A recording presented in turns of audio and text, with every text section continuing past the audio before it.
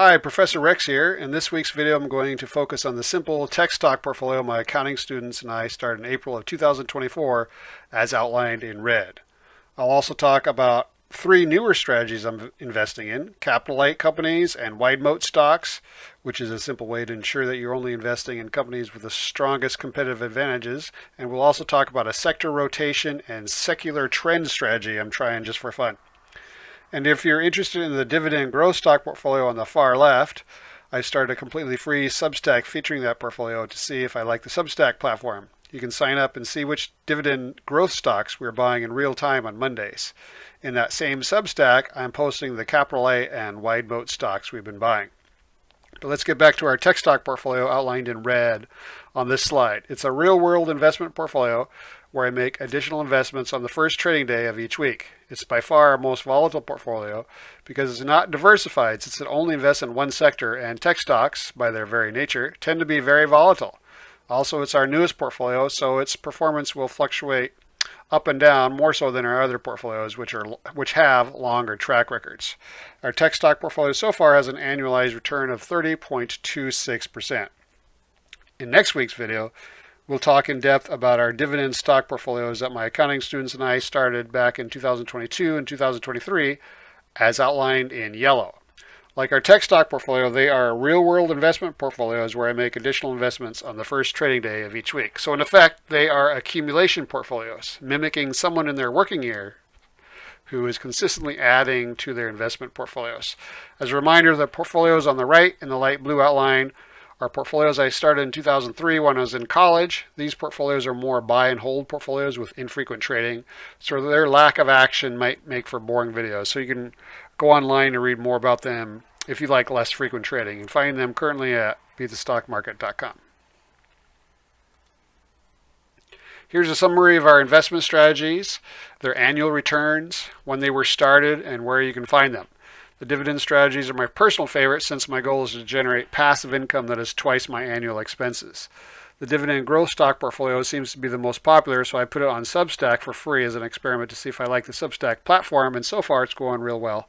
I like it a lot, even though recently I've had someone impersonating me, and they're spamming people trying to get them to sign to join their WhatsApp group. So ignore anyone who's asking you to subscribe to or to join their WhatsApp group and asking for your phone information. Now, I may eventually switch completely to Substack, but like I say, so far the experiment is going fine on Substack. Now, you can find most of the strategies on my website, beatthestockmarket.com. But if you can't afford a subscription, I alternate my weekly YouTube videos showing you the dividend stock we've been buying one week. And then in the next week's video, I show the tech stocks, Wide-Moat stocks, and capital light stocks we've been buying, as well as information on our sector rotation and secular trend strategy I just started. Now, in the green box in the upper left, note that I've added a little note that says that the tech stock portfolio and capital light strategy are both newer, and therefore the average investment has been held for less than a year. This means their annualized returns can fluctuate a lot until the holding period eventually grows. For example, the capital light strategy is by far the newest, as it was started in February of this year. The average investment in the capital light strategy has only been held for 81.6 days so far, and has a return of 9.86% over those 81 days. The annualized return of 52.33% should be taken with a grain of salt. All it means is if a stock's price increases 9.86% every 81.6 days, the annual return would be 52.33%.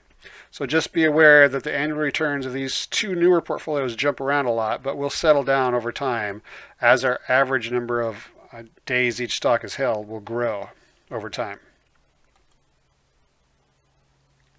And in the purple box on the bottom of this slide, I've broken out the dividend payers versus the non-dividend paying tech stocks. Turns out that so far, the dividend paying tech stocks have been outperforming the non-dividend paying tech stocks, as the dividend payers now have a 35.33% per year annual return versus the non-dividend paying stocks of 14.88% per year.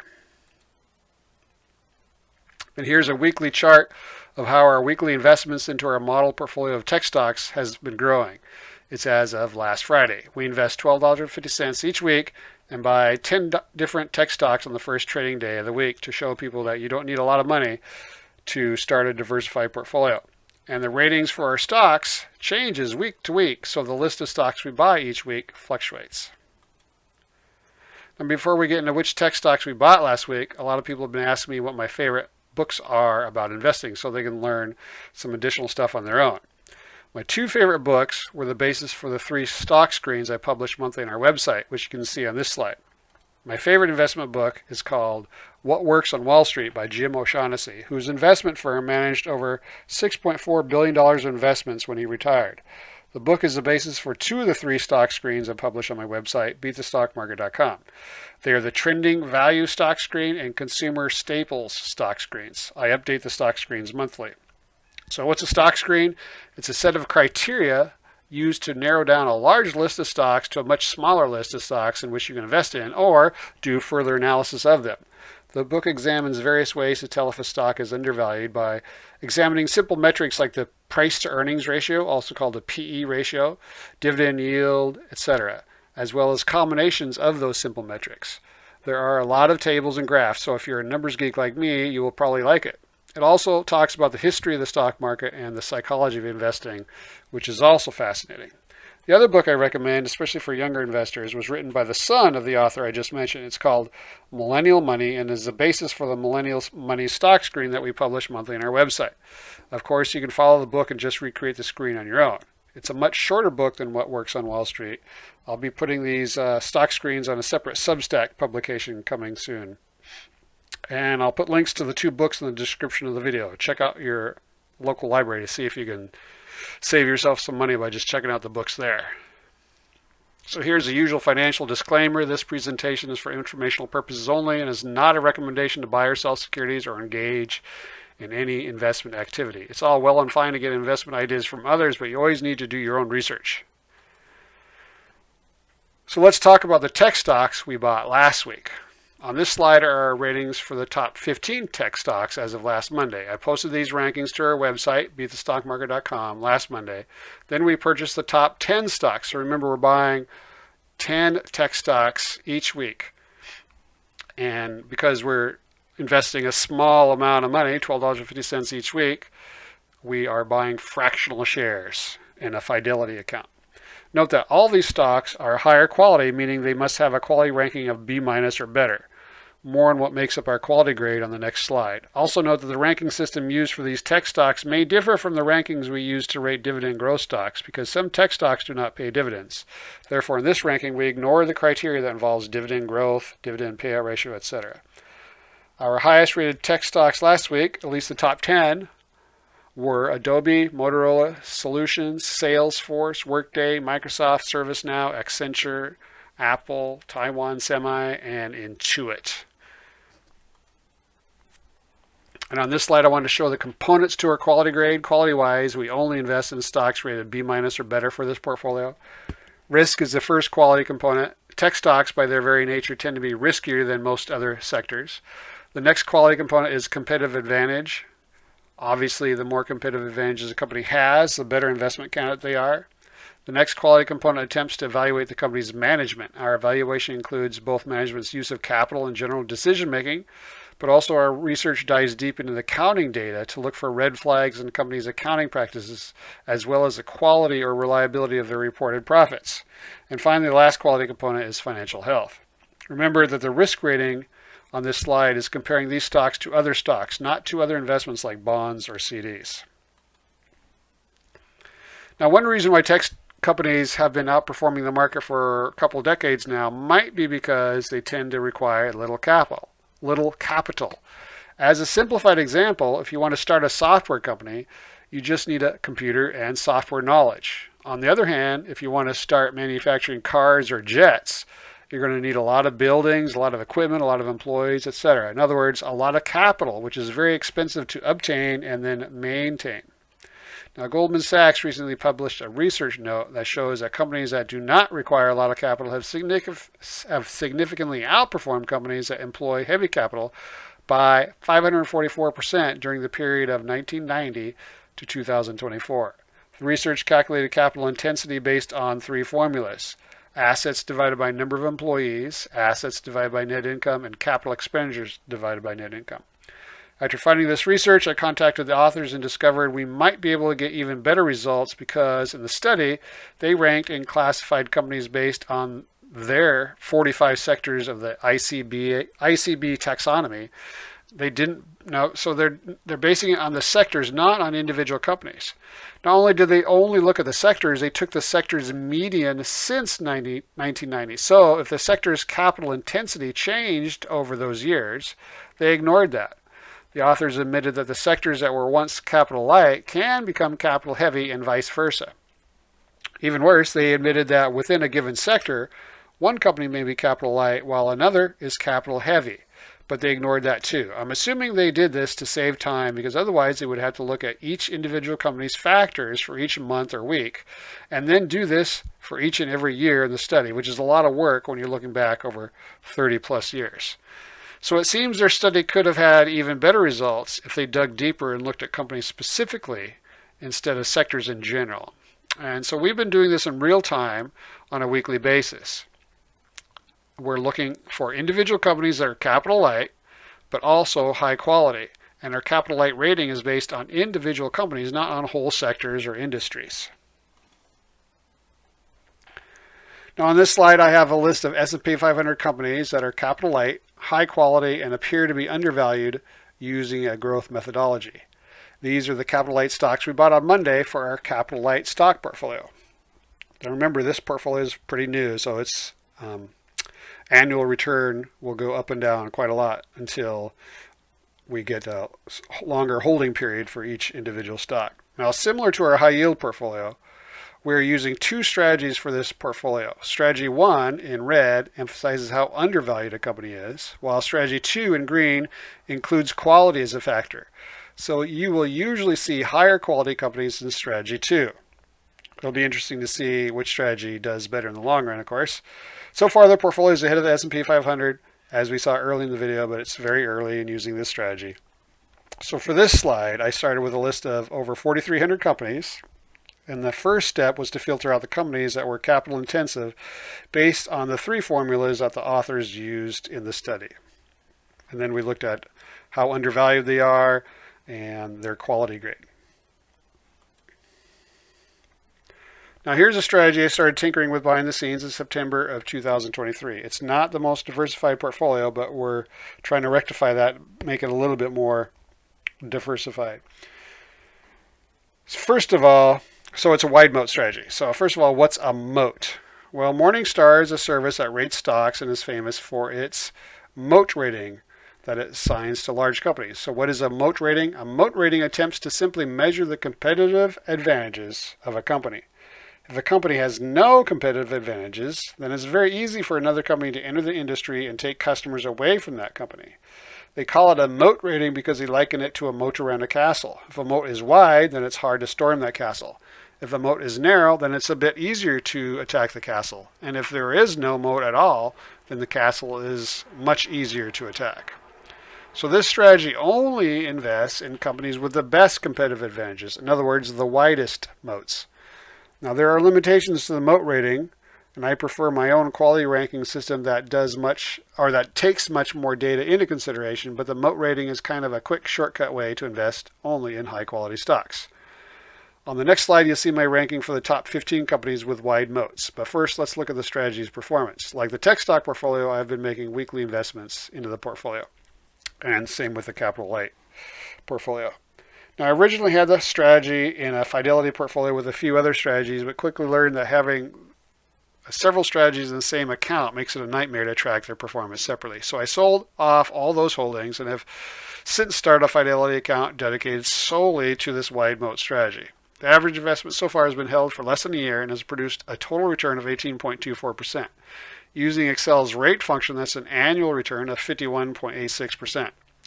Now, this strategy does not result in a portfolio with as much diversification as most of our other strategies, so the portfolio's performance could fluctuate a lot, and the performance likely won't stay quite that high because stocks historically have an average return of about 10% a year.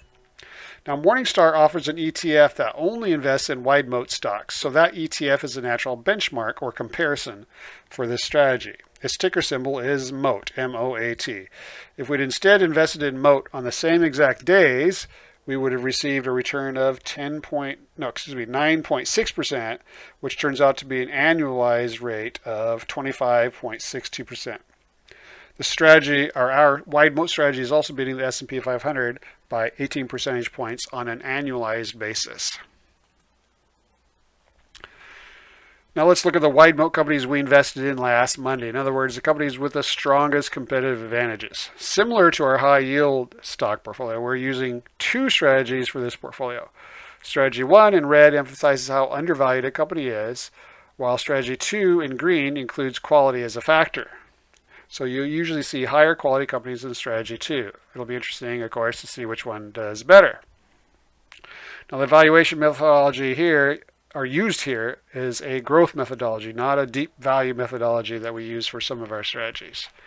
Remember, stocks in any of our strategies may appear on the list one week, but not appear the next week, as they might barely miss a screening criteria such as earnings estimates over the next 12 months, which changes frequently.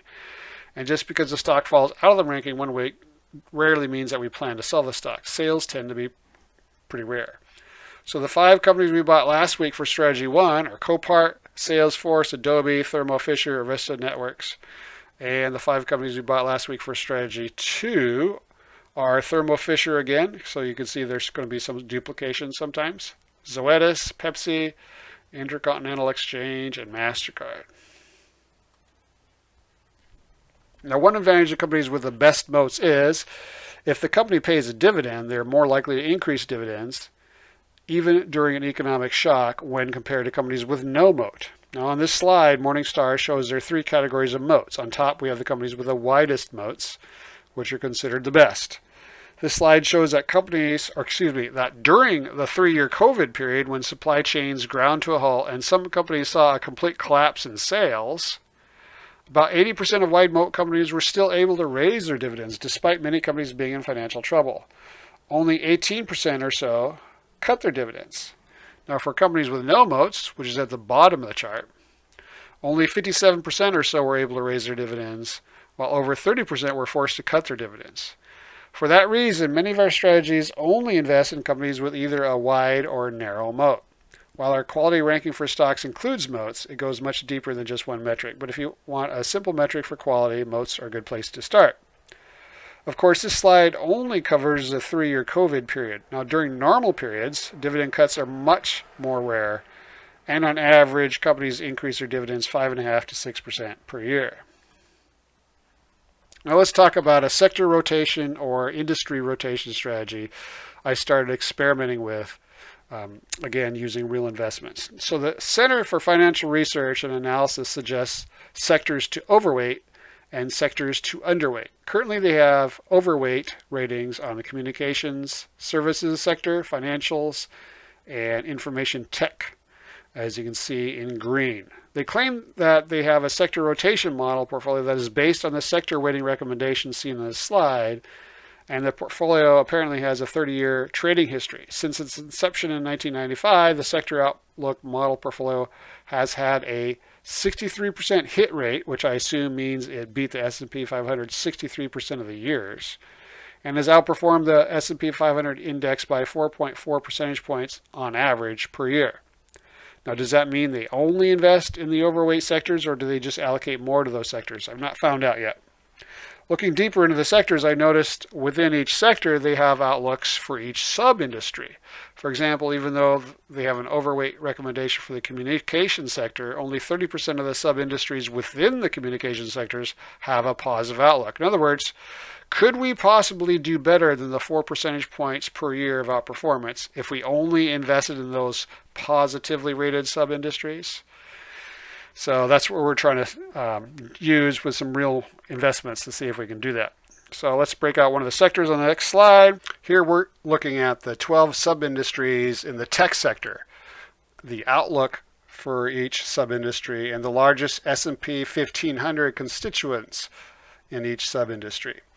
So currently 0 sub-industries in the sector have a negative outlook. 7 have a positive outlook, as you can see in green, and 5 have a neutral outlook. Now, recently, the semiconductor industry surprisingly had a neutral outlook, but this week it went positive. The Center for Financial Research states that investors should be mindful that the chip industry, in other words, semiconductors, is undergoing cycles within cycles, with significant profitability on the data center side, while more mature cyclical PC smartphone orders could be challenged amid tariff and macroeconomic uncertainties. In other words, not all chip companies are equally good for the future, outlook-wise, that is. So now, in our second week of investments for our new portfolio, I've decided to add some secular trend strategies to the portfolio. So last week, we only invested in positive rated sub-industries. But this week, we're looking at some secular trends. So these stocks could be in some positive rated sub-industries or maybe some neutral industries. So we're not looking at that this week for our purchases. We're looking only at some secular trends. So the first 7 stocks listed on this slide are all related to the secular trends for artificial intelligence, data centers, and generating compute for artificial intelligence. So I also invested in FCX, which is a premier copper miner. There will be unprecedented copper demand over the next 2 to 3 decades because of several factors. The AI boom is driving additional demand for copper-intensive data centers. Electric vehicles require 3 to 4 times more copper than traditional vehicles, and the renewable energy infrastructure demands large quantities of copper.